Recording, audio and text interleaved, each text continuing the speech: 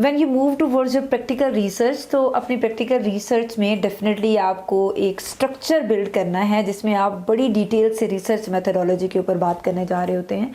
You are now working practically upon the structure of research work जिसको आपने design किया to answer the research question जिसको आपने research hypothesis में build किया था।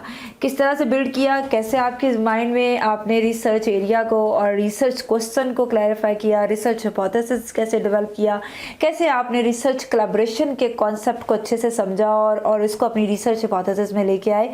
इन तमाम आइडियाज़ को डिटेल से जानने के लिए you have to visit my playlist regarding research. उसमें आपको रिसर्च कैसे शुरू करते हैं से लेकर रिसर्च प्रपोजल डेवलपमेंट और उसकी इम्प्लीमेंटेशन के तमाम टिप्स एंड ट्रिक्स जो हैं वो शेयर किए हुए हैं, ताकि वो तमाम बच्चे जिनको रिसर्च ए से शुरू करनी है वो उससे मुकम्मल तौर पर हेल्प ले सकें।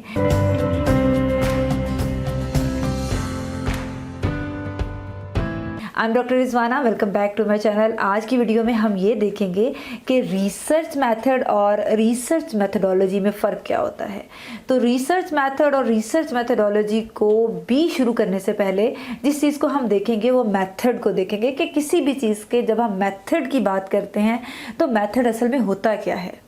मेथड आपको पता है, किसी भी एक ख़ास रिज़ल्ट को हासिल करने के लिए हम जो स्टेप वाइज एक प्रोसेस फॉलो करते हैं उसको मेथड कहते हैं। ठीक है, एक टेलर जब कपड़े सीता है तो उस कपड़े सीने के लिए भी उसको स्टेप बाय स्टेप एक प्रोसेस को फॉलो करना होता है।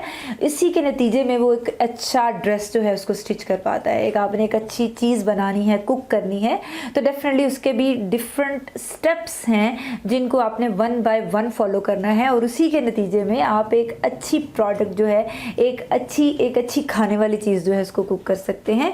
और इसी तरह whenever you have to move towards the development of any different product, तो उस प्रोडक्ट को बनाने के लिए कुछ प्रोसेसेस हैं जिनको आपको फॉलो करना पड़ता है और इन्हीं प्रोसेसेस को हम मेथड कहते हैं। और जब हम रिसर्च मेथड की बात करते हैं तो उसमें वो तमाम मेथड जो आप एक ख़ास तरह की रिसर्च को परफॉर्म करने के लिए करने जा रहे हैं, ख़ास तरह के रिसर्च ऑब्जेक्टिव्स को ऑब्टेन करने के लिए करने जा रहे हैं, उस मेथड को हम रिसर्च मेथड कहेंगे। ठीक है, फॉर एग्जांपल अगर हम ये कहते हैं कि आपने किसी एक प्लांट से कोई एक ख़ास किस्म के अल्कोलाइड को सेपरेट करना है, किसी एक ख़ास किस्म के नेचुरल प्रोडक्ट को सेपरेट करना है, तो डेफिनेटली उस सारे प्रोसेस को आपको गो थ्रू होना पड़ेगा जो ए टू जी आपको from crude to a final pure product की तरफ लेके जाएगा। Definitely you have to collect the sample, collect that plant, उसको आप ड्राई करेंगे, क्रश करेंगे, एक ख़ास किस्म के सॉल्वेंट में सोक करेंगे जो कि मोस्टली मेथनॉल होता है। फिर उसके बाद आप उसकी पार्टीशनिंग करेंगे 3 मेजर पोर्शंस में, 4 भी हो सकते हैं। उसके बाद आप उसके हर पोर्शन को खंगालेंगे and you will do some analysis and do some test और इससे आपको पता चलेगा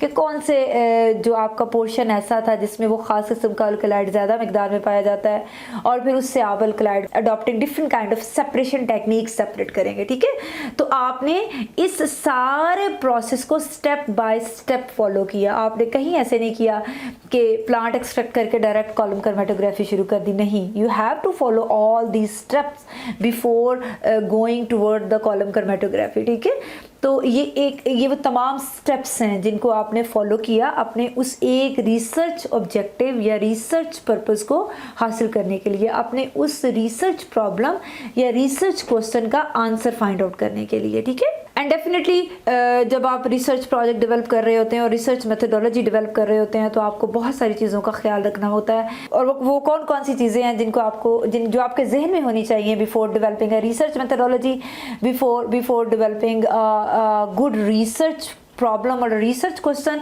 तो इससे रिगार्डिंग मेरी एक वीडियो रिसर्च की प्लेलिस्ट में आपको मिलेगी जिसमें आपको ये सारी बातें इन डिटेल बताई गई हैं कि when you are developing your research methodology, when you are developing your research problem और रिसर्च क्वेश्चन, तो आपको वो कौन कौन सी ऐसी बातें हैं जिनको जहन में रखना है ताकि आपको फर्दर अपनी रिसर्च परसू करने में कोई प्रॉब्लम ना रहे। अब हम आते हैं जी रिसर्च मेथोडोलॉजी की तरफ। रिसर्च मेथोडोलॉजी और रिसर्च मेथड में फ़र्क सिर्फ इतना है कि research methodology talks about the reason behind, ठीक है।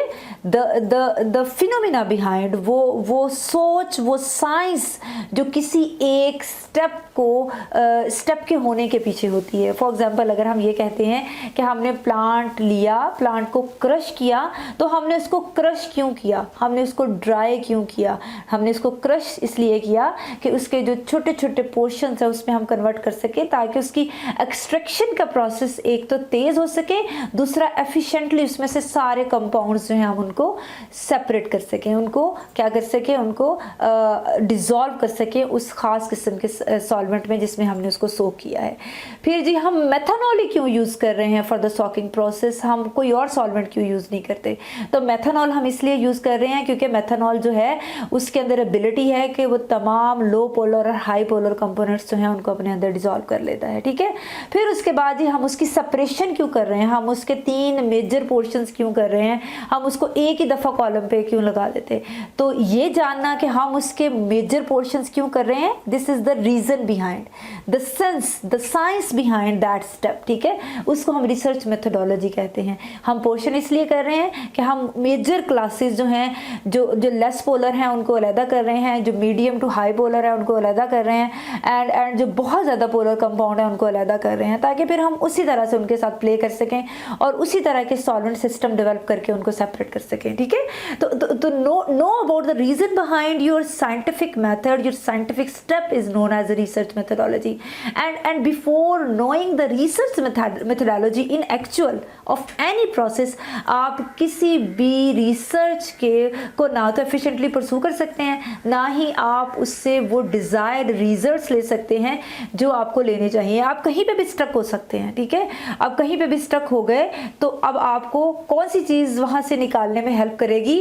The reason behind, the science behind. आपको समझ आ गया कि इस जगह पर ये वाली साइंस या ये वाला जो चीज़ है वो नहीं कर रही, अफेक्ट नहीं कर रही, उसका असर नहीं हो रहा, तो I have to look for another way, I have to look another solution. मुझे किसी और मेथड की तरफ जाना है, मुझे उसमें किस तरह की चेंजेस लेके आनी है। फॉर एग्जांपल एक कंपाउंड है ख़ास सॉल्वेंट सिस्टम में, वो सेपरेट नहीं हो रहा, तो आप क्योंकि सॉल्वेंट सिस्टम खुद डेवलप कर रहे हैं एक ख़ास पोलैरिटी के साथ, और आपको पता चल रहा है कि कंपोनेंट तो मूव होकर नीचे ही नहीं आ रहा, तो क्या करेंगे आप डेफिनेटली उस सॉल्वेंट सिस्टम की पोलैरिटी को बढ़ाने की कोशिश करेंगे, ठीक है।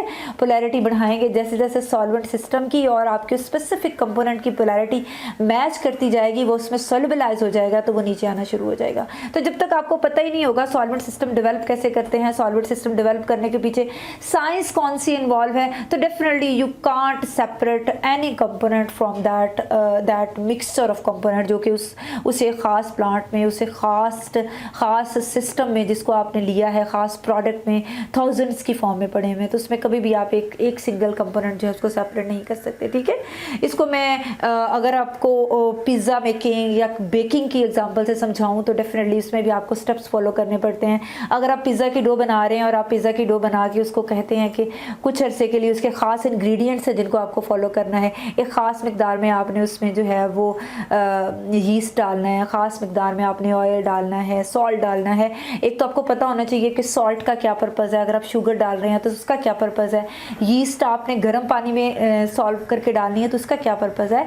ये तीनों चीज़ें मिलकर क्या करती हैं, फर्मेंटेशन प्रोसेस को इन्हांस करती हैं। फिर क्या करना है जी, फिर उस डो को आपने आधे घंटे के लिए एक नीम गर्म जगह पर, जहाँ पे उसको थोड़ी सी गर्मी मिले, वहाँ पर आपने कवर करके रख देना है। तो रीज़न क्या है, साइंस क्या है, रिसर्च मेथोडोलॉजी इसके पीछे क्या है कि आपने उसको एक ऐसा एनवायरनमेंट देना है जिसमें वो डो जो है वो राइज हो सके। जितनी अच्छी डो राइज हुई होगी उतना अच्छा आपका पिज़्ज़ा जो है वो अच्छे से बेक होगा। तो फर्मेंटेशन प्रोसेस को इन्हांस करने के लिए हम गर्म पानी यूज़ करते हैं, सॉल्ट और शुगर यूज़ करते हैं, और कोशिश करते हैं कि उसको थोड़ा सा वार्म एनवायरनमेंट दें ताकि वो डो जो है वो अच्छे से राइज हो सके, ठीक है। तो एक होता है रिसर्च प्रोसेस, रिसर्च मेथड, और एक होती है रिसर्च मेथोडोलॉजी। किसी भी प्रोडक्ट को, किसी भी रिज़ल्ट को ऑब्टेन करने के लिए जो आप प्रोसेस फॉलो कर रहे हैं वो रिसर्च मेथड है, और उसके पीछे छुपी जो साइंस है, जो रीज़न है, जो लॉजिक है, वो रिसर्च मेथोडोलॉजी है। तो मुझे उम्मीद है कि ये वीडियो देखने के बाद आपका जो एक मेथड, रिसर्च मेथड और रिसर्च मेथोडोलॉजी के बारे में कन्फ्यूजन थी वो काफ़ी हद तक क्लियर होगी। अगर इसी टॉपिक से रिलेटेड आपकी कोई क्यूरीज़ हैं तो आप कमेंट सेक्शन में डाल सकते हैं। अगर ये वीडियो आपको अच्छी लगी तो इसको लाइक ज़रूर करें और उन लोगों तक ज़रूर शेयर करें जिनको आप समझते हैं कि आप किसी भी तरीके से हेल्प कर सकते हैं। और अगर आपने अभी तक मेरे चैनल को सब्सक्राइब नहीं किया तो मेरे चैनल को सब्सक्राइब ज़रूर करें। We will meet in the next video. Till then take care.